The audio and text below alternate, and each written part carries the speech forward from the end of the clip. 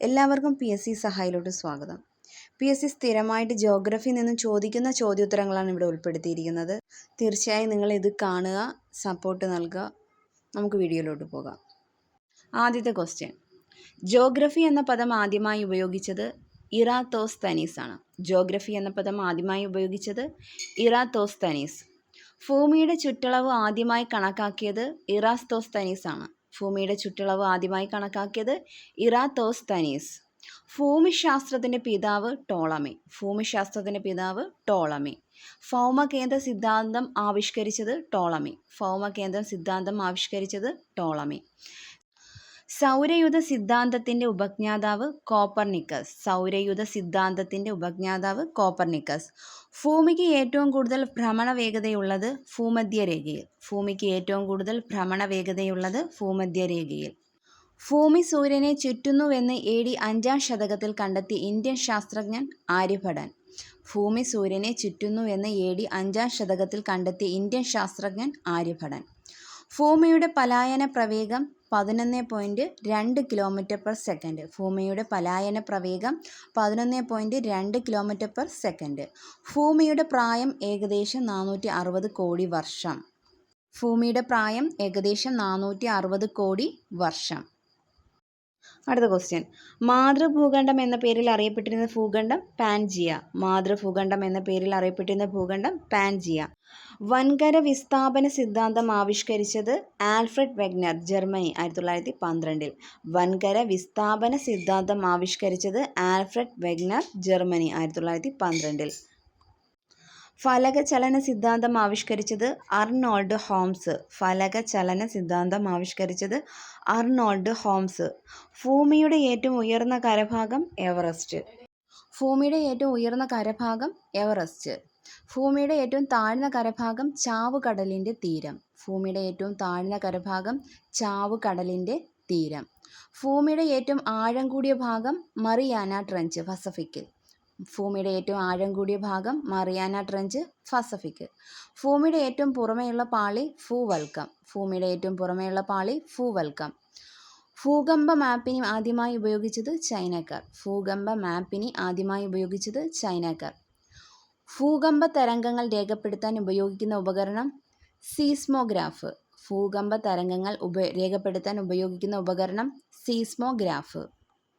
Tsunami എന്ന പദം ഏത് ഭാഷയിൽ നിന്നാണ് രൂപം കൊണ്ടത്? ജാപ്പനീസ്. സുനാമി എന്ന പദം ഏത് ഭാഷയിൽ നിന്നാണ് രൂപം കൊണ്ടത്?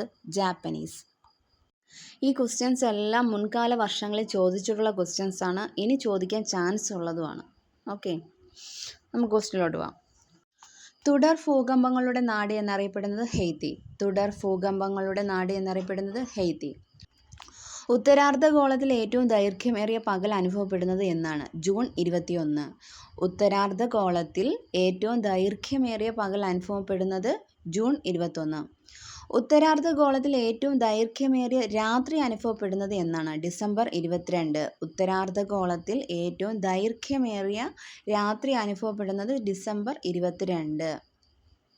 ഒരു ഞാറ്റുവേലയുടെ കാലയളവ് 13-14 ദിവസം. ഒരു ഞാറ്റുവേലയുടെ കാലയളവ് 13-14 ദിവസം. ഒരു വർഷത്തിലെ ഞാറ്റുവേലകൾ എത്രയാണ്? 27. ഒരു വർഷത്തിലെ ഞാറ്റുവേലകൾ എത്ര? 27. ഭൂമധ്യരേഖയ്ക്ക് സമാന്തരമായി വരയ്ക്കുന്ന വൃത്തരേഖകൾ അക്ഷാംശരേഖകൾ. ഭൂമധ്യരേഖയ്ക്ക് സമാന്തരമായി വരയ്ക്കുന്ന വൃത്തരേഖകൾ അക്ഷാംശരേഖകൾ. ഏറ്റവും വലിയ അക്ഷാംശരേഖയാണ് ഭൂമധ്യരേഖ. ഏറ്റവും വലിയ അക്ഷാംശരേഖയാണ് ഭൂമധ്യരേഖ. 0 ഡിഗ്രി അക്ഷാംശരേഖ എന്നറിയപ്പെടുന്നത് ഭൂമധ്യരേഖയാണ്. 0 ഡിഗ്രി അക്ഷാംശരേഖ എന്നറിയപ്പെടുന്നത് ഭൂമധ്യരേഖയാണ്. ഇന്ത്യയുടെ മധ്യഭാഗത്തു കൂടി കടന്നു പോകുന്ന സാങ്കല്പിക രേഖയാണ് ഉത്തരായന രേഖ. ഇന്ത്യയുടെ മധ്യഭാഗത്തു കൂടി കടന്നു പോകുന്ന സാങ്കല്പിക രേഖയാണ് ഉത്തരായന രേഖ. ഉത്തരായന രേഖയോട് ഏറ്റവും അടുത്ത് സ്ഥിതി ചെയ്യുന്ന ഇന്ത്യൻ മെട്രോപൊളിറ്റൻ നഗരമാണ് കൊൽക്കത്ത. ഉത്തരായന രേഖയോട് ഏറ്റവും അടുത്ത് സ്ഥിതി ചെയ്യുന്ന ഇന്ത്യൻ മെട്രോപൊളിറ്റൻ നഗരമാണ് കൊൽക്കത്ത. ഭൂമധ്യരേഖയോട് ഏറ്റവും അടുത്ത് സ്ഥിതി ചെയ്യുന്ന ഇന്ത്യൻ മെട്രോപൊളിറ്റൻ നഗരം ചെന്നൈയാണ്. ഭൂമധ്യരേഖയോട് ഏറ്റവും അടുത്ത് സ്ഥിതി ചെയ്യുന്ന ഇന്ത്യൻ മെട്രോപൊളിറ്റൻ നഗരം ചെന്നൈയാണ്. ഉത്തരായന രേഖയോട് ഏറ്റവും അടുത്ത് സ്ഥിതി ചെയ്യുന്ന ഇന്ത്യൻ മെട്രോപൊളിറ്റൻ നഗരം കൊൽക്കത്തയും ഭൂമധ്യരേഖയോട് ഏറ്റവും അടുത്ത് സ്ഥിതി ചെയ്യുന്ന ഇന്ത്യൻ മെട്രോപൊളിറ്റൻ നഗരം ചെന്നൈയുമാണ്. ഭൂമധ്യരേഖയോട് അടുത്ത് സ്ഥിതി ചെയ്യുന്ന ഇന്ത്യൻ സംസ്ഥാന തലസ്ഥാനം തിരുവനന്തപുരമാണ്. ഭൂമധ്യരേഖയോട് അടുത്ത് സ്ഥിതി ചെയ്യുന്ന ഇന്ത്യൻ സംസ്ഥാന തലസ്ഥാനം തിരുവനന്തപുരമാണ്. ഉത്തരായന രേഖ കടന്നു പോകുന്ന ഇന്ത്യൻ സംസ്ഥാനങ്ങൾ 8 ഉത്തരായന രേഖ കടന്നു പോകുന്ന ഇന്ത്യൻ സംസ്ഥാനങ്ങൾ എത്രയാണ്? 8. അപ്പോൾ ഏതൊക്കെയാണെന്ന് അറിയണ്ടേ? ജസ്റ്റ് ഒന്ന് ഓടിച്ചു പോവാം. മിസോറാം, ത്രിപുര, മധ്യപ്രദേശ്, ഗുജറാത്ത്, രാജസ്ഥാൻ, ജാർഖണ്ഡ്, ചണ്ഡീഗഡ്, ബംഗാൾ. ഏതൊക്കെയാണ്? മിസോറാം, ത്രിപുര, മധ്യപ്രദേശ്, ഗുജറാത്ത്, രാജസ്ഥാൻ, ജാർഖണ്ഡ്, ചണ്ഡീഗഡ്, ബംഗാൾ. ഇതിനൊരു കോഡും ഉണ്ട് അല്ലേ? MTM MGRും JCB വാങ്ങി.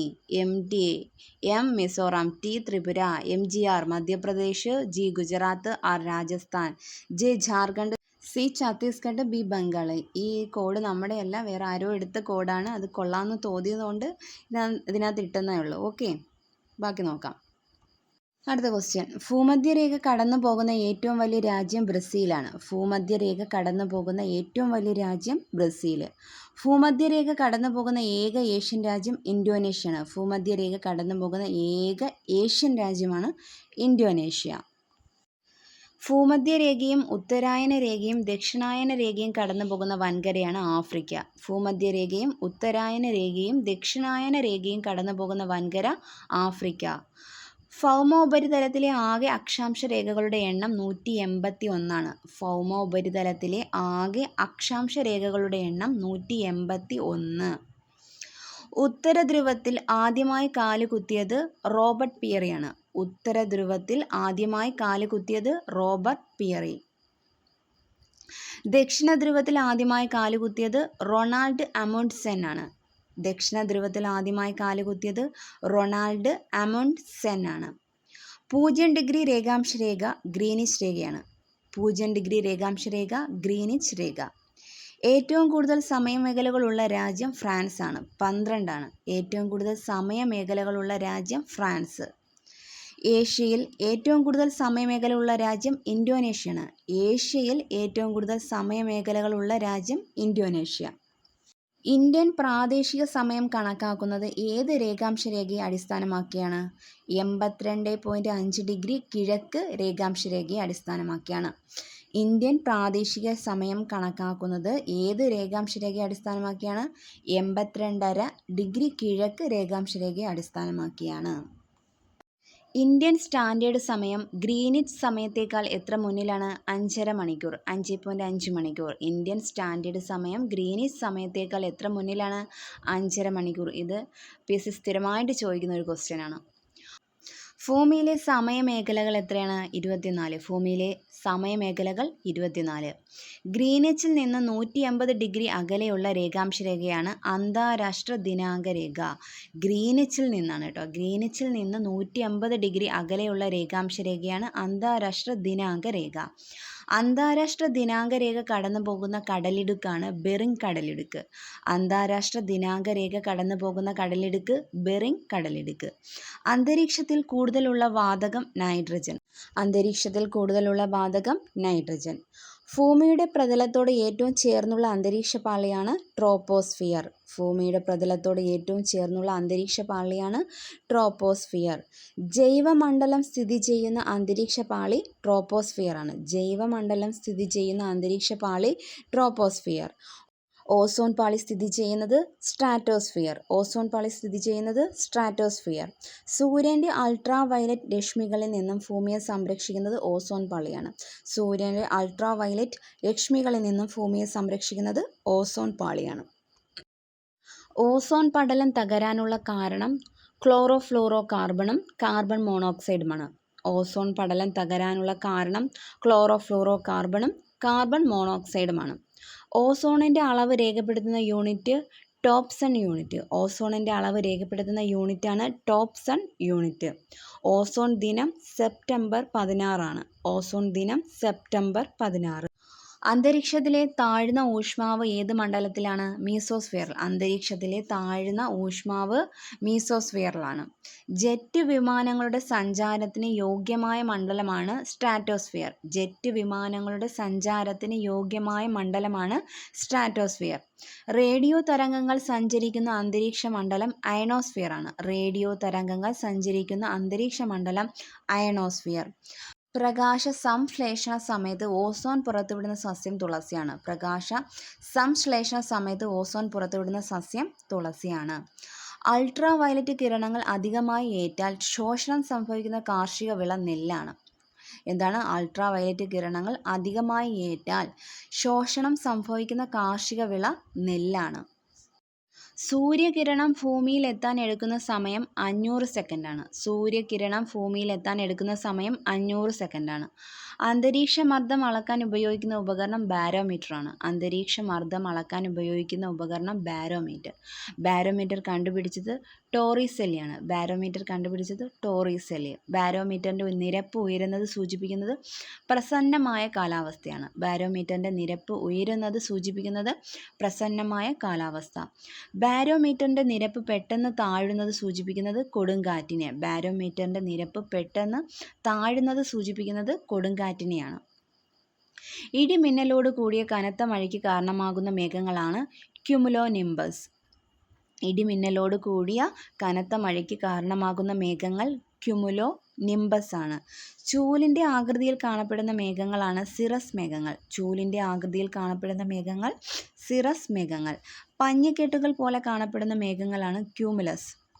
പഞ്ഞിക്കെട്ടുകൾ പോലെ കാണപ്പെടുന്ന മേഘങ്ങളാണ് ക്യൂമുലസ്. മഴമേഘങ്ങൾ എന്നറിയപ്പെടുന്നത് നിംബോസ്ട്രാറ്റസ് ആണ്. മഴമേഘങ്ങൾ എന്നറിയപ്പെടുന്നത് നിംബോസ്ട്രാറ്റസ്. പുകയും മൂടൽമഞ്ഞും സംയോജിച്ചുണ്ടാകുന്ന രൂപമാണ് സ്മോഗ്. പുകയും മൂടൽമഞ്ഞും സംയോജിച്ചുണ്ടാകുന്ന രൂപം സ്മോഗ്. കേരളത്തിൽ സ്മോഗ് ഉണ്ടാകുന്ന പട്ടണം ആലുവയാണ്. കേരളത്തിൽ സ്മോഗ് ഉണ്ടാകുന്ന പട്ടണം ആലുവ. ഏറ്റവും വേഗതയിൽ കാറ്റ് വീശുന്ന വൻകര അന്റാർട്ടിക്ക. ഏറ്റവും വേഗതയിൽ കാറ്റ് വീശുന്ന വൻകര അന്റാർട്ടിക്ക. മൺസൂൺ കാറ്റിൻ്റെ ഗതി കണ്ടെത്തിയ ഗ്രീക്ക് നാവികൻ ഹിപ്പാലസ്.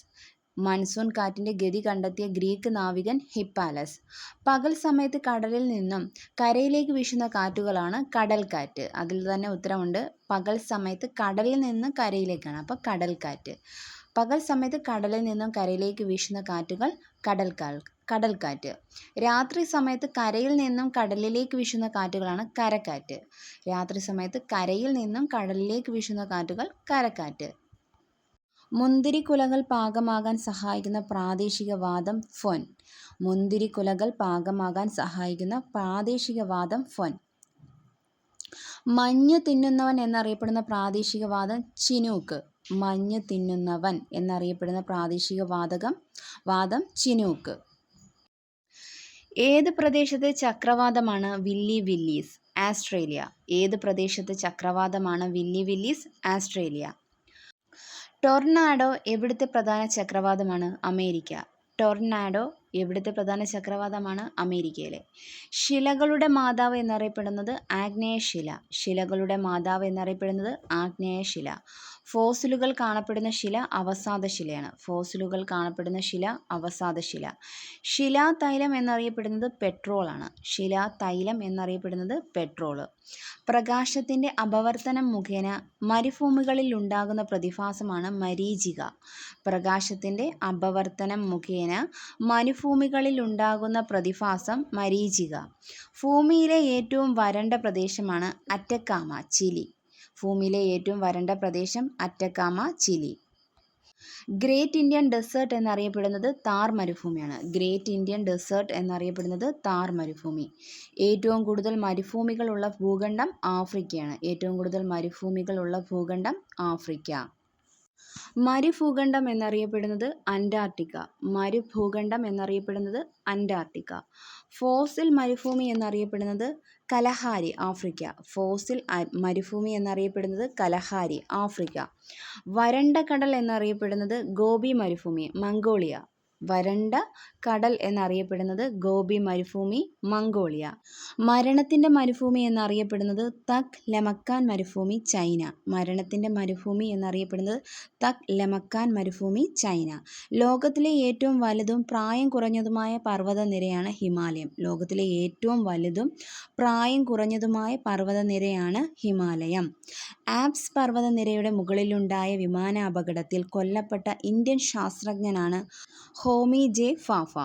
ആൽപ്സ് പർവ്വതനിരയുടെ മുകളിലുണ്ടായ വിമാനാപകടത്തിൽ കൊല്ലപ്പെട്ട ഇന്ത്യൻ ശാസ്ത്രജ്ഞനാണ് ഹോമി ജെ ഫാഫ. ലോകത്തിൻ്റെ മേൽക്കൂര എന്നറിയപ്പെടുന്ന പർവ്വതനിരയാണ് പാമിർ. ലോകത്തിൻ്റെ മേൽക്കൂര എന്നറിയപ്പെടുന്ന പർവ്വതനിരയാണ് പാമിർ. ലോകത്തിലെ ഏറ്റവും വലിയ മരുഭൂമി സഹാറ മരുഭൂമിയാണ്. അതറിയാത്തവരാരും കാണത്തില്ല. ലോകത്തിലെ ഏറ്റവും വലിയ മരുഭൂമി സഹാറ. ലോകത്തിലെ ഏറ്റവും വലിയ ശീത മരുഭൂമി ഗോബി, ഏഷ്യയിൽ. ലോകത്തിലെ ഏറ്റവും വലിയ ശീത മരുഭൂമിയാണ് ഗോബി, ഏഷ്യയിൽ. ഓക്കെ, ഇതോടെ ഞാൻ ഇവിടെ നിർത്തുന്നു. ഇതിൻ്റെ സെക്കൻഡ് പാർട്ട് ഉടനെ തന്നെ വരുന്നതായിരിക്കും. ഇനിയും ക്വസ്റ്റ്യൻ ഇതിന് ബാക്കിയുണ്ട്. Okay, please subscribe my channel. Thank you so much.